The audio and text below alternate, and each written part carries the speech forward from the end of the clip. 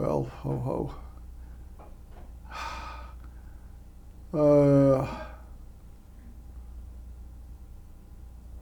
Good evening. My name is Joe Sam Robinson. It's my pleasure to have with us tonight, once again, the famous Dr. Buck Melton. Welcome, Buck. Notorious or famous? Famous, infamous. I know that this wasn't your intention to still be in Middle Georgia, but we just have to accept some things are out of our control. These things happen. And apparently it's rather dangerous up there, so maybe you avoided some contratemps that might have happened if you'd been on the street. Something could have happened to you, but it could have been. Just looking at what they've done to the mall up there, during the inauguration, it really sank home today what strange times we're living in. They are very strange times, but the country has come through stranger ones and more difficult ones. No question about it. Even in our lifetimes, we've seen more contentious events. I don't know. I would say I'm much older than you, Buck. So this is my memories of the '60s are vague but very unsettled. But it seems to me this last year or two comes close.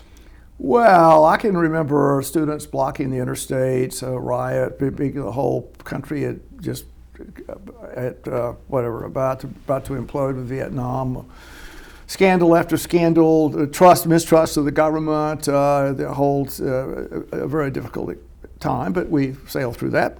And maybe addressing our present circumstances, a subject of consequence under the conditions in which we live might be free speech.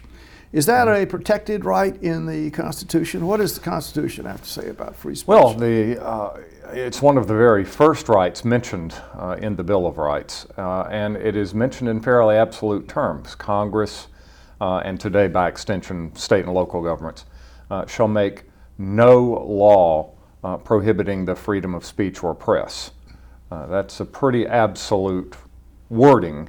But as it's been interpreted over time, there are certain limitations to it. There are certain categories that are called unprotected speech that do not get that protection for various reasons. Well, does that sail into hate speech? In other words, is hate speech protected? Hate speech is one of the categories, and the courts have been a little reticent about that one. A related one, and one that has a little bit better pedigree, is fighting words. Yes. Fighting words is a doctrine that goes back really to roughly the World War II era. And the idea, if you think about it, belief is absolute, at least in our system. You can believe anything you want to, tinfoil hat, fascist, communist, whatever, as long as you keep it in between your own two ears. The government, at least theoretically, is going to not try to police that or punish that. Speech is a bridge between belief and action, because you speak out to convince people of your beliefs and to try to change their minds. And then actions, of course, can be regulated. So speech is sort of that middle ground. Well, the fighting words doctrine is, if I say something to you, but it's designed only to provoke you into throwing a punch. If there is no meaningful value in terms of public discourse in what I'm saying. So if I call you a racial epithet, or in World War II, the phrase was uttered to a policeman, "Get your hands off me, you GD fascist," which would have been bad stuff to say in World War II. And so that's not inviting the policeman into a dialogue or something like that. That's just bound to create a fight. The court says that doesn't get any protection. Hate speech is something that came out of what used to be and what should be a bastion of classical liberalism and civil libertarianism, the universities in the 80s. There was a decision that there was some speech that didn't amount to the fighting words doctrine, that still caused some sort of offense to people, that it upset them to hear it. And so we're going to pass campus speech codes that will not allow you to say certain things. And from that, you begin to see this idea of hate speech that may denigrate or attack without amounting to fighting words. And the courts have been rather reluctant to carve that out as an exception to the First Amendment. It's carved it out a bit, but not to any great degree. Well, one of the issues I think in a divided world and the United States, democracies being in competition in many ways with China and other countries where there are substantial limitations on free speech, and maybe that gives other countries an advantage. We could parse that out, at least a short-term one.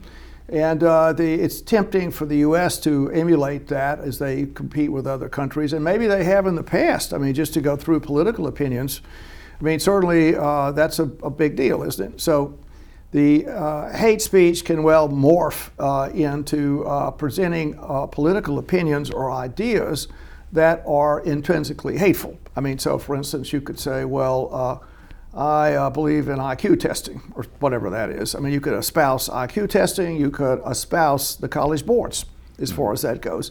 And the idea is, if you took it a couple of permutations away, you could say, well, some people may construe this as hateful ideas and they injure them. And if going down that road, almost any idea that another person could think would be against their best interest could be morphed into the word, into some kind of idea of hatred.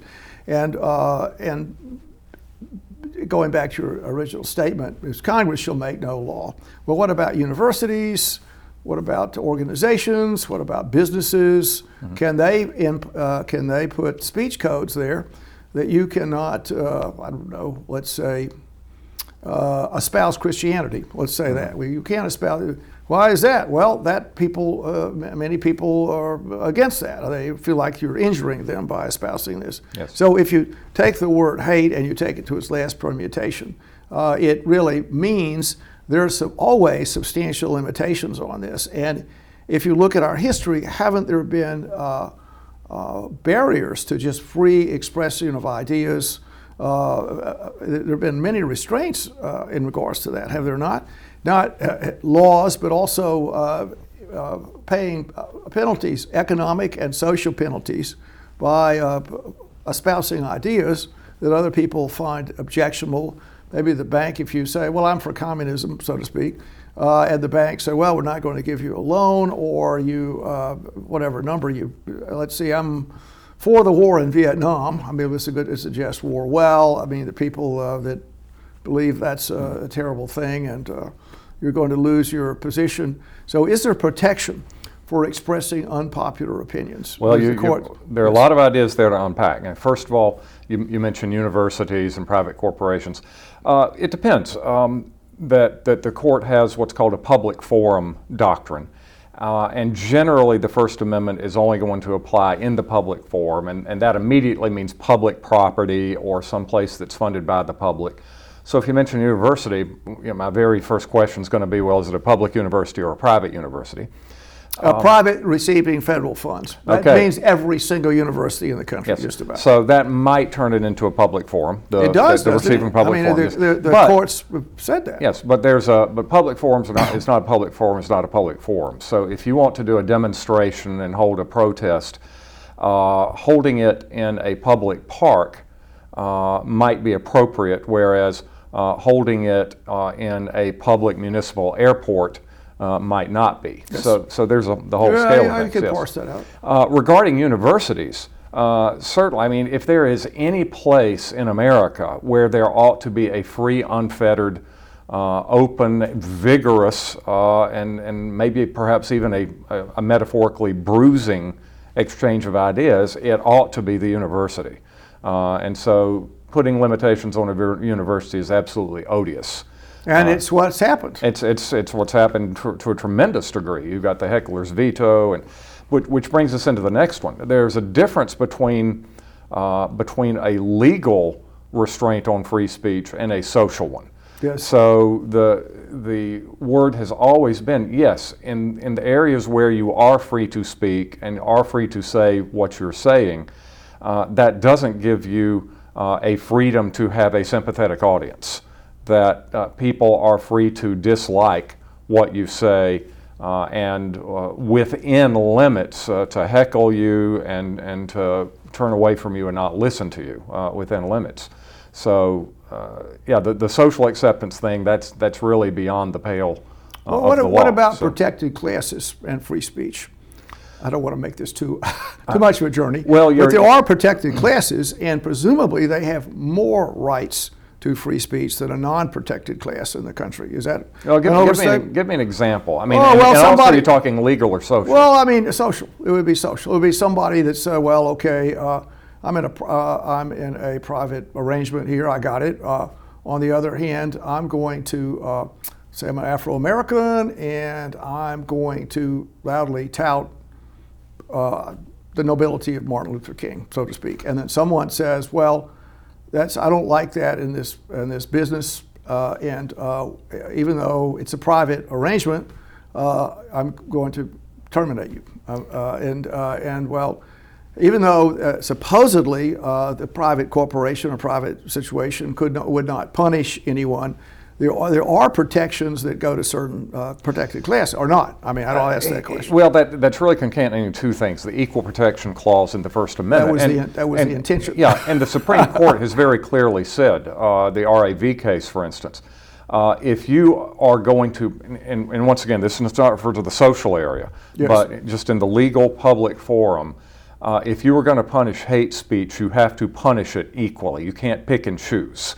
You can't say, these people are prohibited from burning a cross, but these people are perfectly free to make some sort of other hate expression that doesn't relate to the Klan. That's picking and choosing among your But, hate. you know, that's a pretty mild thing. So- There's no real hatred. I mean, if you take my example, I mean, the idea was that, well, free speech is not protected particularly in a private arrangement. Well, I'll give you And then one. I was saying, well, maybe there are some protections that are there for certain situations. Well, and social not for others. And it's what I was Well- going to get into. It's unevenly distributed, so to speak. That's what I was going to say. All that. in the private form, if it's strictly private, you got no protection for your speech at all. Period. Even if Bottom you were, line. oh, is that just to Yeah. ask the question? Even though it's fairly appropriate to say, well, you know, I think Martin Luther King's a great guy and did all this great stuff. That's fairly reasonable. And then the person, well, I don't like that, and I'm just going to terminate you because you've said that, and there's no protection in the courts for that. Well, I'm not going to say there's no protection. I don't think I'd phrase it in a free speech situation. There may be some sort of employment, and I'm not a specialist on employment law, but if it's a private forum, if there really is no public interest there that has been established by law, are you really going to have me working in your doctor's office if I'm constantly vigorously spouting off things that have nothing to do with my job that you find offensive? Are you not? It's complicated, but I mean, I take your point. And what I was pushing into a little bit is the contentious time. The next thing I would say is, and this is the case, many people would say this, well, I've got a Trump baseball hat on, or I'm expressing and I'm going to work. It's a very common story. I'm going to school, I'm going to work, or I'm in my office and take off your hat. I don't want to take it off. It's sort of an expression of speech. Okay, well, you're being terminated. And so what is happening is there are prescriptions against opinions, free speech opinions in private arrangements that presumably do or don't have protection. And it would, and the argument would be, is this evenly done? In other words, presumably, if someone said, I don't know, I like President, I don't know, what is it? Black Lives Matter might be a good example. I want to wear a Black Lives Matter t-shirt and I'm expressing myself in private. Okay, no, you can't do that. We're going to try. And then someone brought a Trump hat in or whatever. So that seems to be a conundrum in a way about the whole way people are communicating with one another and the contentious time we live in, and how that's being parsed out in these circumstances. And there's no protection about saying something that's wrong, is there? Well, in other words, if you're putting out wrong information, and that seems to be one of the substantial issues right now. Well, once again, it depends. If I go out in public, or even in private, if I'm on private property, if I'm at a private restaurant, and somebody says he needs brain surgery, and I say, don't go to Robinson, he's a filthy butcher. Right, yeah. That might be slander, but okay, go, keep going. Well, it is slander. That's the point I'm so trying you to wanna make. make the point. You do have a right of redress against me because I've uttered, if I say he cut out the wrong part of my brain, right, and that is demonstrably untrue, and you can prove it. Yeah, that is, there's no protection for that misstatement. Now, so where I'm now going to sail the ship as we go back and forth here is on the last election, and the story, and it's a big deal, isn't it? So particularly President Trump, his supporters are saying ubiquitously this election was a stolen election, and the reason is the ballots were incorrectly counted, and many people would say, well, that's not correct, but there's no way that kind of opinion could be stopped, and the next step there is if someone is giving presumably incorrect information, and in some sort, you could take some circumstances where maybe, I don't know, some votes that did happen occasionally somewhere, you could say that. It doesn't seem like it's a fair thing to say. There's not enough information. It just doesn't work to say the election could be overturned with this.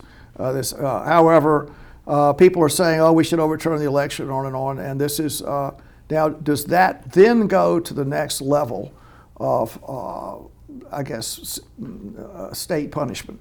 That you're saying something that I can prove it's incorrect, says a person. And it's incorrect information, you're putting it out there. Do you truly believe that information? Yes, yes. Why do you truly believe it? Well, it's hard to say what is incorrect, and I think, name something. Well, the Chinese tampered with the computer chips, something like that. Well, that didn't happen. How can you say it didn't happen, says the person that's espousing that? Well, I just don't think it did. So if you see what I'm saying, it's very difficult to absolutely, totally, 100% prove an idea is totally 100% wrong. Well, that's generally accept 99.9%. Well, no, we don't have that standard of proof. Let me back up because I think you're jumping around here. That we had how many lawsuits in how many different states by Trump supporters and by the Trump team? Many of these were before conservative judges and even judges that Trump himself had supported. Right, yes. The requirement is not that you have to prove something 99%. These are civil cases. You have to prove by preponderance. 50% plus anything is good enough. And not one of these judges found anything in any of it. So at this point, you get to the level of conspiracy theory. Are you arguing that we should shut this person up because it's not been proven? No. What I'm doing is I'm parsing out. I'm jumping around because the issue is a complicated one. I hope you'll bear with me on this. But I'm trying to lure you into some kind of lure me into a trap or something. Oh, don't be. And I think that trap probably has something to do with a thing called Parler.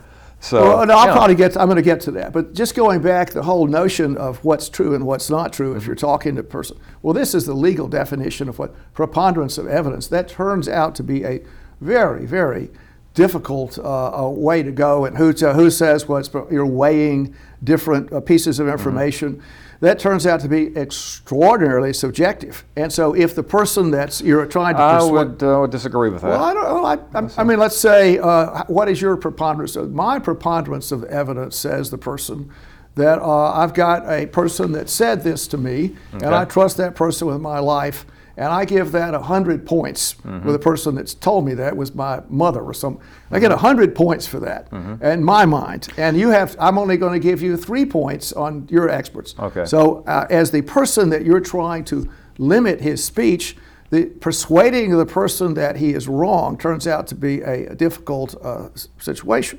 And then indeed, if you really took this into complicated political stories, you could say, well, you're a Marxist, it's whatever it is, it's 1917, and you're going to, the preponderance of evidence before a judge is that the workers should have everything or whatever, or the state should be tossed down. And you say, that's my argument. And then the judge says, well, look at all the way that I go with the preponderance of evidence is the standard I use is the experts before me and then the economic damage that might take place and the violation of tradition. So the litmus paper by which preponderance is determined is a bit subjective. And what I'm getting into is if you're attempting to say you're making these statements. A rational person would say they're wrong, but because your mother told you this, you'll still believe they're correct, and you'll still continue to say that. And is there a way to stop that? To stop a person say that the judge says you're wrong, and the person, my mother told me this was the case, I'm going to continue to believe it and continue to say it. Could that be suppressed? Well, has anybody ever told you that you have a very jaundiced view of the law?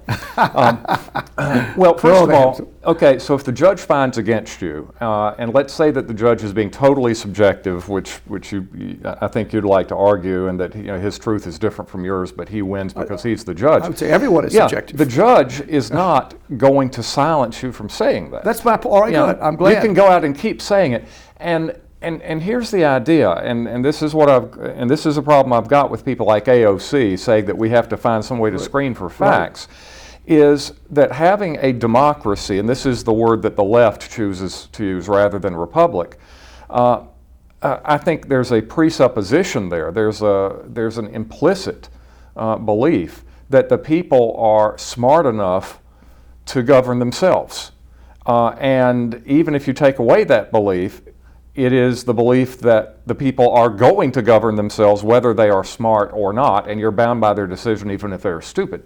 Yes. And so that would militate against any kind of censorship of belief, even if you think that it's wrong, subjectively. Just going back to this, I mean, the argument is, I don't know how well I presented this, but there's some presumably rational people said this, and then the other person said, my mother told me this, I always believe this, and there's no way that person can be stopped from expressing what other people would say would be a wrongful opinion.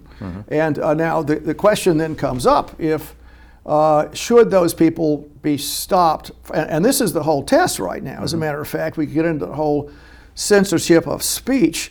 And the story, and we now sail the ship into Parler or into the way the internet is being, I guess, efforts to censor it a little bit. And they're saying they have standards they're put there, and one of them is that you cannot present, I believe this is the case, you cannot present wrongful information on the internet. In other words, if your facts are incorrect, and we can, by our standards, we will then take you off.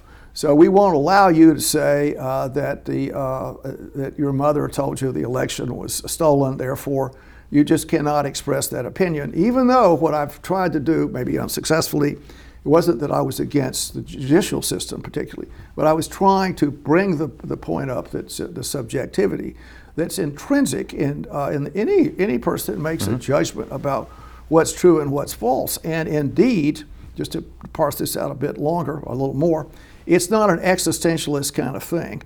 Generally, not always, but generally, it's not like a mathematical 2 + 2 is 5. It's not like that. It's like I couldn't vote, and it wasn't fair because the buses didn't run on time, and and therefore the election is not valid. Well, what is that? I couldn't get to the polls. The buses weren't there. We have to have another election. Well, the facts are whatever they are, but there is a scintilla of truth in that statement, and how one weighs that out is extremely complicated and prone to error and subjectivity. And if the public doesn't trust the process by which those judgments are rendered, it becomes a very painful turn of events. Well, and we can now get into. Go ahead. Well, I'll throw in a variable. What if the public, whatever the public is, what if its standards of judging change? Right. What if they don't come up to your standards? I think I could turn that around. So now we're selling the ship into and who is going to determine what's right and wrong, and the power by which they do that. And so, finally, what we're getting into, this is an important issue. I think Thomas Jefferson, a great American, I could say that. I'm proud. No, I don't think you're right. Okay, you're wrong. Okay, I'm proud of Thomas Jefferson.